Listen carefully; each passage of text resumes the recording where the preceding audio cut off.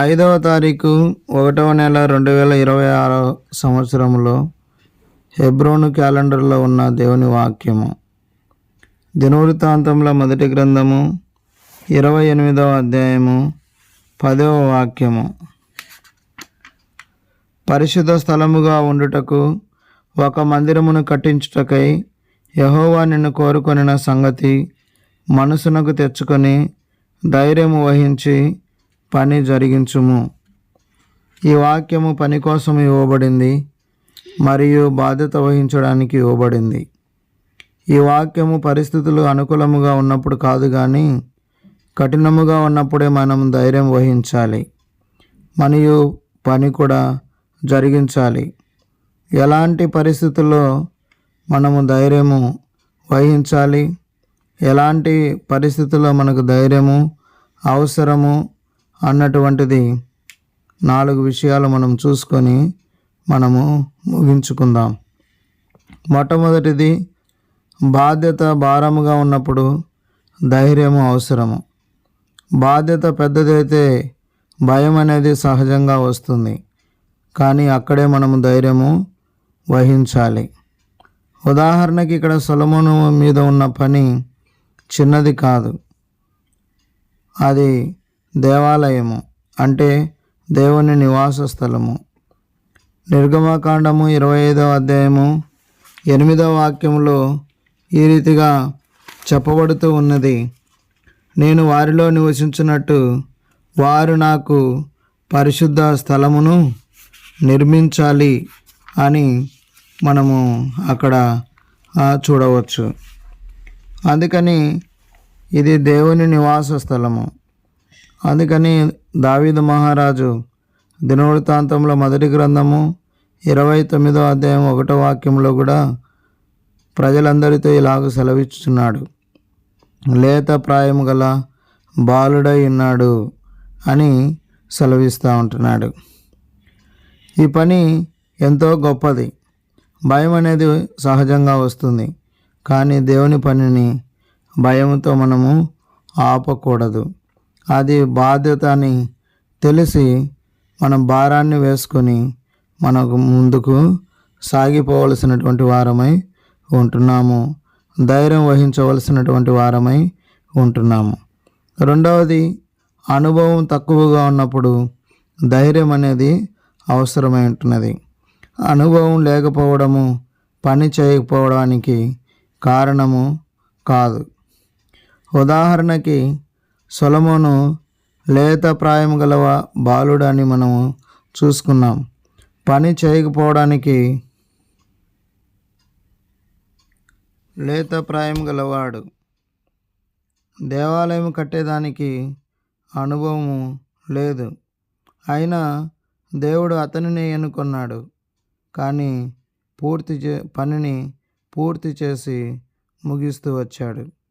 ఇవే మాటలు దినవృత్తాంతంలో మొదటి గ్రంథము 22వ అధ్యాయము 5వ వాక్యంలో కూడా మనము చూడవచ్చు. ఇదే రాజుల మొదటి గ్రంథము 3వ అధ్యాయము 7వ వాక్యంలో మనము ఒక మాట మనము చూసుకోవచ్చు. ఏంటిది? నా దేవా యెహోవా, నువ్వు నా తండ్రి అయిన దావీదునకు బదులుగా నీ దాసుడనైన నన్ను రాజుగా నియమించి ఉన్నావు. అయితే నేను బాలుడను, కార్యములు జరుపుటకు నాకు బుద్ధి చాలదు అని సెలవిస్తూ ఉంటున్నాడు. అనుభవం లేనప్పుడు పని ఆపడము విశ్వాసము కాదు. దేవునిపై ఆధారపడమే విశ్వాసము. దేవుడు పిలిచినప్పుడు ముందుకు వెళ్ళాలి. అనుభవం లేదు అని పని ఆపివేయకూడదు. మోసేను కూడా దేవుడు పిలిచినప్పుడు ఎన్నో సాకులు చెప్తూ వచ్చాడు, కానీ చివరికి తను కూడా పని చేయడానికి ధైర్యం వహించి ముందుకు వెళ్తున్నాడు. అట్లా మనల్ని కూడా దేవుడు పిలిచినప్పుడు మనకు ముందు వెళ్ళాలి, కానీ వెనక్కి వెళ్ళకూడదు.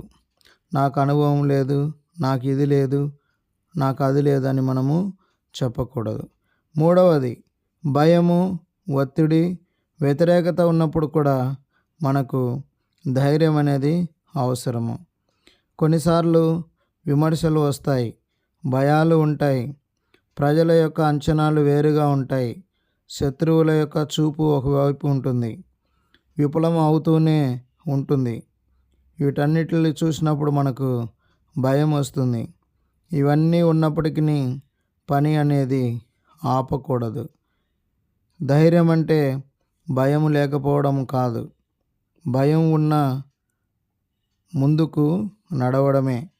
అందుకని దేవుని పనిలో వ్యతిరేకత, ఒత్తిడి అనేటి కొన్నిసార్లు తప్పదు. భయం వచ్చినప్పుడు వెనక్కి తగ్గితే పని నిలిచిపోతుంది. ఉదాహరణకి ప్రవక్త అయినటువంటి మోసే తన నాయకత్వంలో ఆయన చనిపోయినప్పుడు దేవుడు యెహోషువను ఏర్పాటు చేసుకున్నాడు. యెహోషువ గ్రంథము 1వ అధ్యాయంలో 9వ వాక్యంలో ఇలాగున సెలవిస్తూ ఉన్నాడు. నేను నీకు ఆజ్ఞాపించి ఉన్నాను, ఆజ్ఞ ఇచ్చున్నాను కదా, నిబ్బరము కలిగి ధైర్యముగా ఉండుము, దిగులు పడకము, జడియకము. నీవు నడుచు మార్గమంతటిలో నీ దేవుడైన యెహోవా నీకు తోడైయుండును. కొన్నిసార్లు మన జీవితంలో భయం వేస్తుంది, కానీ దేవుడు అంటున్నాడు, నువ్వు భయపడకు అంటున్నాడు. ఎందుకంటే ఆయన తోడుగా ఉన్నాడు. అందుకని దేవుడు యెహోషువతో ఈ రీతిగా వాగ్దానం ఇస్తూ ఉన్నాడు. మీరు యెహోషువ గ్రంథంలో 1వ అధ్యాయం 1 నుండి 9 వచనాల వరకు మీరు చదువుకోవచ్చు. ఆయన తోడుగా ఉన్నాడు. యెషయా గ్రంథం 41వ అధ్యాయం 10వ వాక్యంలో నేను నీకు తోడుగా ఉన్నాను, భయపడకమని నేను నీకు సహాయం చేస్తానని దేవుని వాక్యము సెలవిస్తూ ఉంది. 4వదిగా పని దేవుని నుండే వచ్చిందని తెలిసినప్పుడు ధైర్యము మనకు తప్పనిసరి. పని కూడా మనకు తప్పనిసరి అవసరమై ఉంటున్నది. దేవుడు అప్పగించిన పని అయితే దాని యొక్క ఫలిత భారము మనది కాదు, అది దేవునిది. కానీ విధేయత అనేది మనది. అప్పుడు దేవుడు విజయాన్ని చూసుకుంటాడు. ఇది మన ఆలోచన కాదు, అది దేవుని ఆజ్ఞ అయి ఉంటున్నది. ఉదాహరణకి నిర్గమకాండము 3వ అధ్యాయము 10-12 వాక్యంలో మనము అదే చూస్తూ వస్తాం. ఏమని చూస్తామంటే ప్రభువు మోషేతో చెప్తా ఉంటున్నాడు, నువ్వు రమ్ము, నిన్ను ఫరో యొద్దకు నేను పంపిస్తాను, ఇశ్రాయేలీయులైన నా ప్రజలను ఐగుప్తులో నుండి తోడుకొని పోవలను. అందుకు మోషే, నేను ఫరో యొద్దకు వెళ్ళుటకు ఇశ్రాయేలీయులను ఐగుప్తులో నుండి తోడుకొని పోవుటకు ఎంతటి వాడను, ఆయన నిశ్చయముగా నేను నీకు తోడయ్యుందును.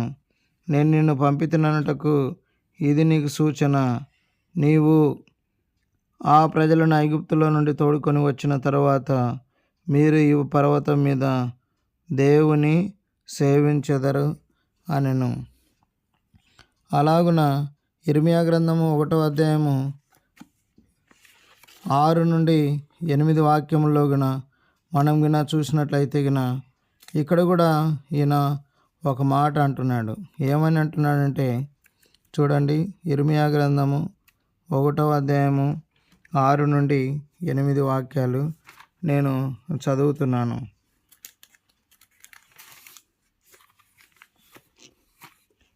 అందుకు అయ్యో ప్రభువగు యెహోవా, చిత్తగించుము, నేను బాలుడనే, మాట్లాడుటకు నాకు శక్తి చాలదని నేననగా యెహోవా నాకిలాగు సెలవిచ్చెను. నేను బాలుడననవద్దు, నేను నిన్ను పంపువారి అందరి యొద్దకు నీవు పోవలను, నీకు ఆజ్ఞాపించిన సంగతులన్నీ చెప్పవలను. వారికి భయపడకుము, నిన్ను విడిపించుటకు నేను నీకు తోడై ఉన్నాను. ఇదే యెహోవా వాక్కు. అందుకని దేవుని పని అని మనం గుర్తించినప్పుడు మనం భయపడనక్కర్లేదు. ఈ పని దేవుని నుండే వచ్చిందని మనకు తెలిసినప్పుడు మనకు ధైర్యం అవసరం. అప్పుడు విజయాన్ని దేవుడే చూసుకుంటాడు. దేవుడు పంపితే అర్హత కంటే విధేయత అనేది చాలా ప్రాముఖ్యమైనది. ఐదవది పని జరిగించు అంటే ఏమిటి? ఇది మాటలతో కాదు, ప్రార్థనతో మొదలుపెట్టాలి. ముందుకు సాగిపోవాలి. కార్య ఆచరణలో మనం దానిని చేయాలి, కొనసాగించాలి. ఆలస్యము, సాకులు, ఇంకొంచెము తర్వాత అన్నవి ఇక్కడ పనికిరాదు. ప్రతిరోజు ఒక అడుగు అదే ముందుకు వెళ్ళడమే పని జరిగించడము. మన ఆలోచనలన్నీ ప్రక్కన పెట్టడమే. ఎజ్రా గ్రంథంలో మనం చూడవచ్చు 3వ అధ్యాయము 8వ వాక్యంలో. ఎజ్రా గ్రంథము 3వ అధ్యాయము 8వ వాక్యంలో ఈ రీతిగా మనం చూసుకున్నట్లయితే గిన చూడండి. ఎజ్రా గ్రంథము 3వ అధ్యాయము 8వ వాక్యం.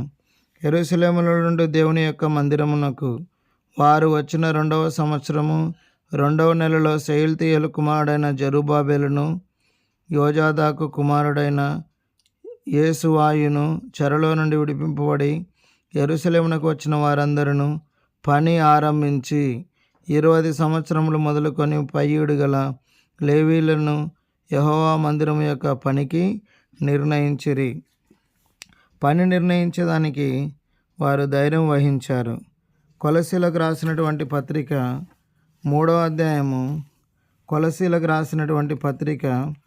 3వ అధ్యాయము 2-3 వాక్యాలు. కొలసీలకు రాసినటువంటి పత్రిక 3వ అధ్యాయము 2-3 వాక్యాలు. పైనున్న వాటి మీదనే మనసు పెట్టండి, పైనున్న వాటి మీదనే గాని భూ సంబంధమైన వాటి మీద మనసు పెట్టకునుకుడి.